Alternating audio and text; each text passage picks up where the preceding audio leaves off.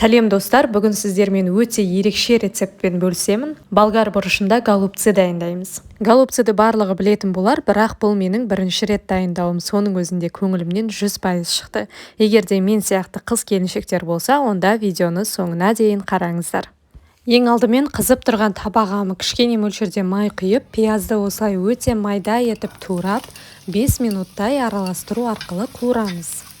Қоспалардың мөлшері видеоның астында описаниеде жазылған.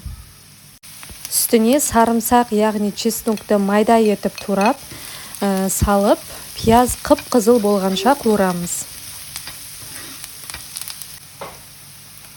Пияз осылай әдемі болып қызарып қуырылғаннан кейін, майда 4 бұрыштап туралған болгар бұрышын салып, тағы да 5 минуттай қуырамыз.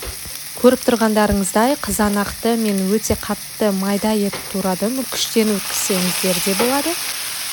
Қызанақты салып, жақсылап тұрып қуырамыз. 15 минуттай қуырамыз. Одан кейін үстіне дәміне қарай тұз бен қара бұрышты салып, жақсылап араластырамыз.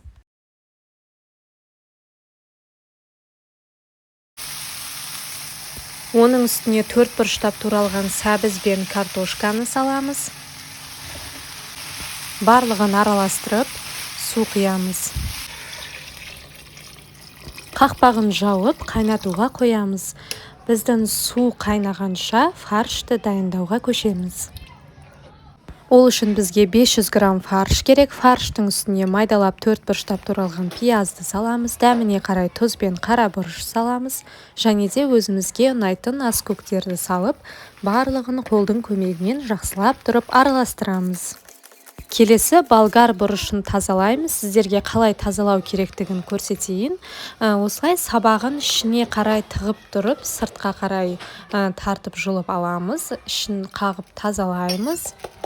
Осылай тазаласаңыздар, болгар бұрышы өз формасын жоғалтпайды. Және де фаршты салған кезде тесігі өте жіңішке болғандықтан, піскен кезде фарштар шашылып кетпей, өте керемет болып пісіп шығады.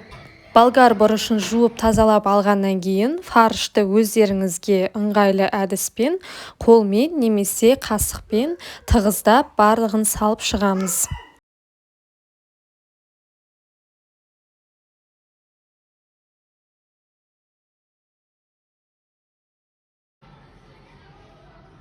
Мінекей біздің фаршталған болгар бұрыштарымыз өте керемет болып дайын болды.